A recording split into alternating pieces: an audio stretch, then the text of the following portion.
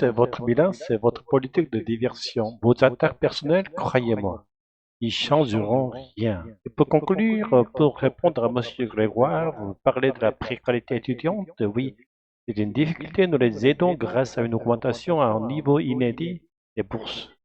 Les aides que nous octroyons également, les aides de la part du conseil régional.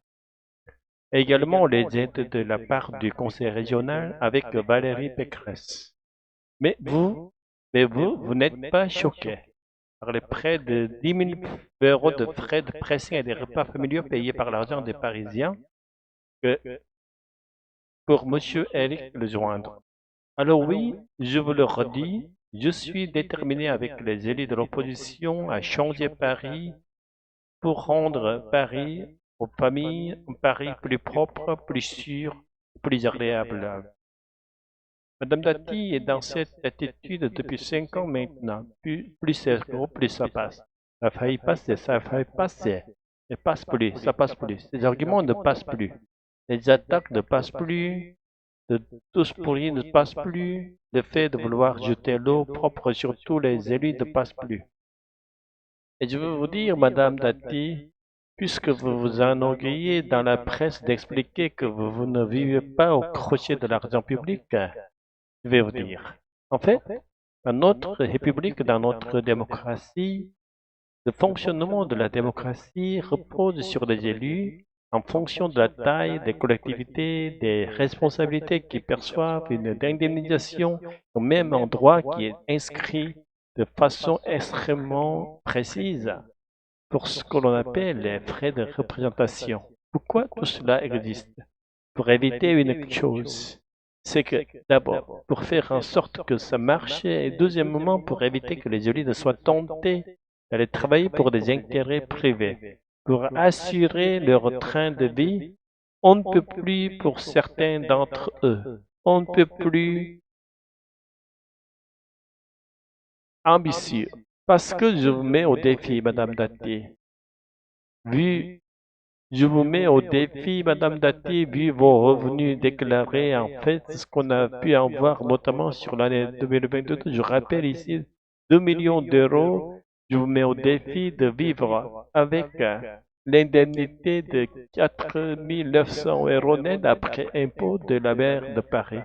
Je vous mets vraiment au défi, mais en fait, j'aimerais vraiment pas que vous gagniez ce pari parce que vous savez que vous auriez été élu. Et je souhaite vraiment que Paris reste une ville dans laquelle les élus ne sont pas pris dans des intérêts privés, dont ils refusent d'ailleurs de donner le nom de ces intérêts privés. Et oui, Madame Dati, il vaut mieux vivre avec ce que la loi prévoit pour faire fonctionner la démocratie que d'aller chercher du côté de ces intérêts privés avec les risques de corruption, puisque vous allez être jugé pour corruption en septembre 2026, le 7 septembre 2026 très précisément.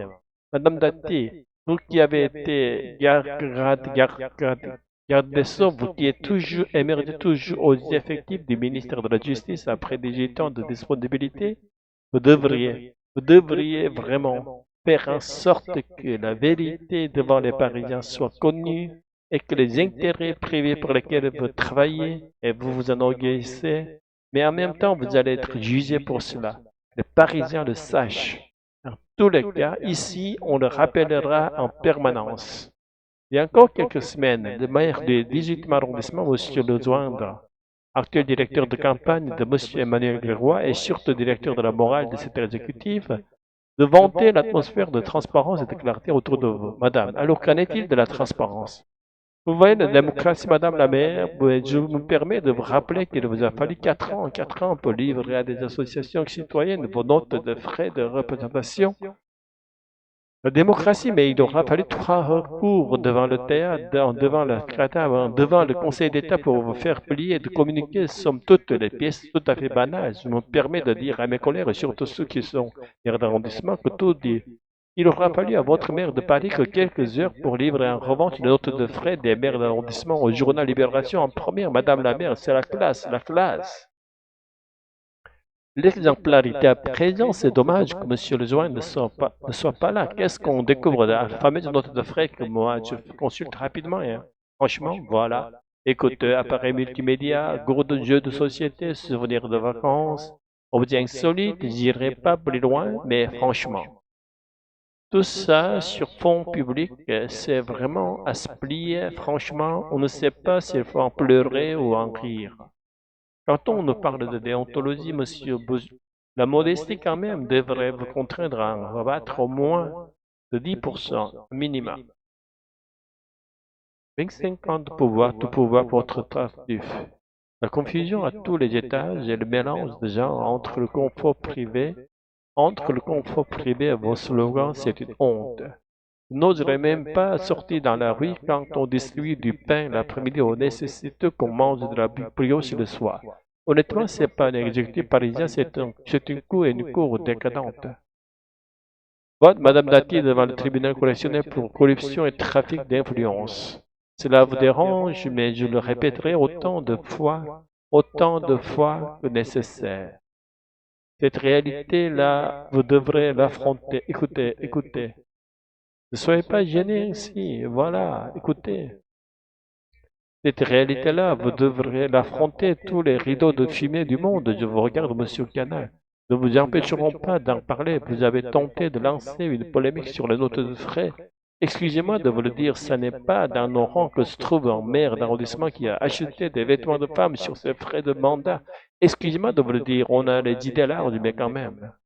Le deuxième événement, ce sont les propos de M. Rotaillot qui envisage désormais ouvertement une union des droites, c'est-à-dire en réalité l'alignement de la droite sur l'extrême droite, une droite dite républicaine qui devient de fait le paillasson de Madame Le Pen. Voilà une réalité politique qui est une bascule dans la vie politique de notre pays. La réalité, c'est que depuis que ce projet politique s'est fait jour, il n'y a pas eu un seul conseiller de Paris issu des rangs de droite qui s'est indigné contre cette intention d'union des droites, c'est-à-dire l'alliance avec l'extrême droite. Et la réalité aussi, c'est que tout cela n'est pas une tempête dans un ciel serein, c'est une lente dérive de la droite dite républicaine. Il y a des silences qui font beaucoup de bruit. Lors, je voudrais juste rappeler à certains conseillers qui n'étaient peut-être pas nés à l'époque qu'à Paris, il y a oui beaucoup d'élus de droite à l'époque de Chirac qui étaient logés dans les logements sociaux. OK? Et c'est deuxièmement,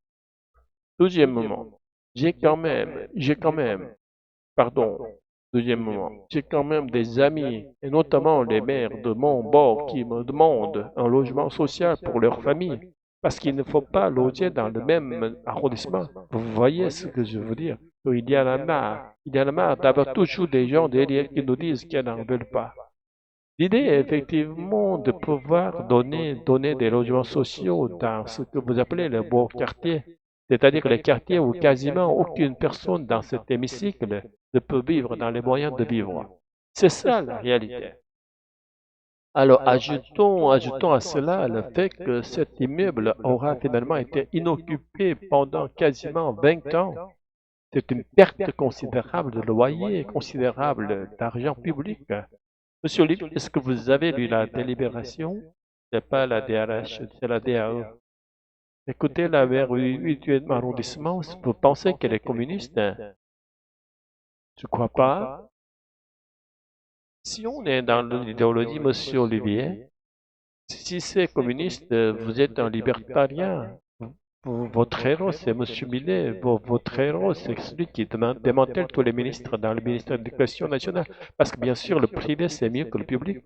Vous vous rendez compte quand même de ce que vous avez dit? C'est ça qui est inquiétant.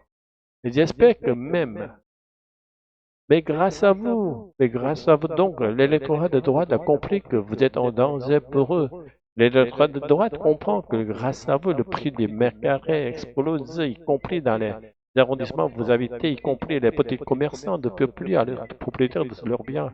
parce que vous êtes trop cher, parce que vous avez fait rentrer la spéculation, parce que là, vous comprenez pas qu'un acteur public permet de mettre une centre de pourquoi vous n'avez pas écouté la mère du 8e. Elle a très bien expliqué la situation, elle a très bien expliqué à quoi ça sert l'argent public municipal.